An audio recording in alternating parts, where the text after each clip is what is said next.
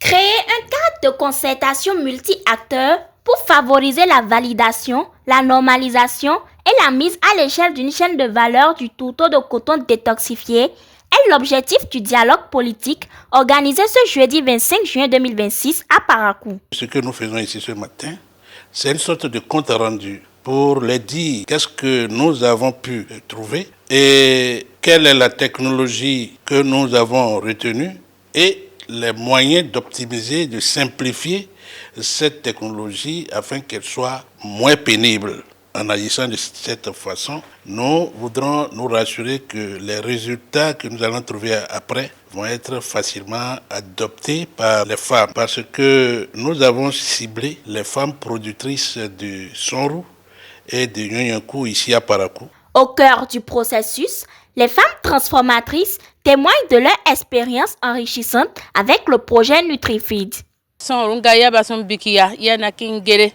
Nous avons utilisé le tourteau de coton en appliquant notre savoir-faire qu'on utilise d'habitude pour faire le sonrou. Nous avons appliqué le même procédé qu'on utilise pour faire le nyenyenkou sur le tourteau de coton pour le rendre comestible aux animaux.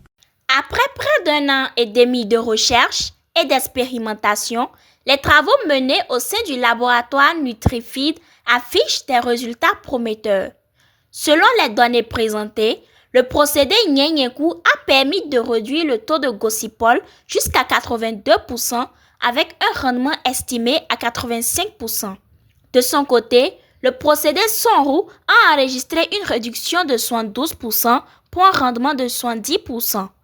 Des performances qui traduisent le potentiel de cette technique de détoxification dans l'amélioration de la qualité nutritionnelle des aliments pour bétail.